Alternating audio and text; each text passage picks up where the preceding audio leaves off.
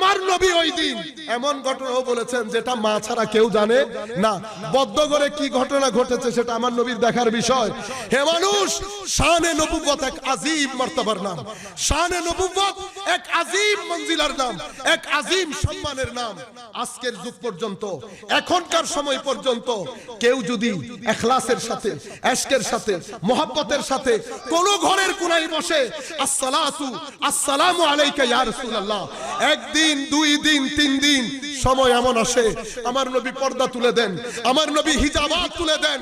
এমন অনেক রুয়ে জমিনের মধ্যে মানুষ পাবেন যাদের সালামের জবাব মদিনায়ে মুনাওয়ারা থেকে আমার নবী দান করেন। সম্মানিত উপস্থিতি, শানে নবুয়ত এত ছোট বিষয় না।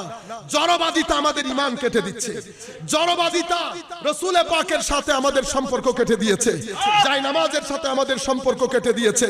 আমাদের যুবকদেরকে বোঝানো হচ্ছে নবী আমাদের মতো, নবী অমুকের মতো, নবী দুশাগুলো মানুষ। হে মানুষ, নবী পাকের শান, নবী পাকের মান, নবী পাকের ইজ্জত, নবী পাকের আদব, নবী পাকের মুহাব্বত, নবী পাকের প্রতি ইজ্জত ঈমানের জান, ঈমানের মূল কেন্দ্র। এই জায়গা থেকে যদি তিল পরিমাণ কেউ সরে যায়, মহাল আস ঈমান হবে না। সেদিকে আমরা বারবার আপনাদেরকে ডাকি, বারবার কথা বলি শুধু এই কারণে, কারণ এই জায়গা থেকে যদি সম্পর্ক ছিন্ন হয় তো সাহাবায়ে কেরামের ঈমান আর থাকে না। তো হুজুরে করিম সাল্লাল্লাহু আলাইহি ওয়াসাল্লাম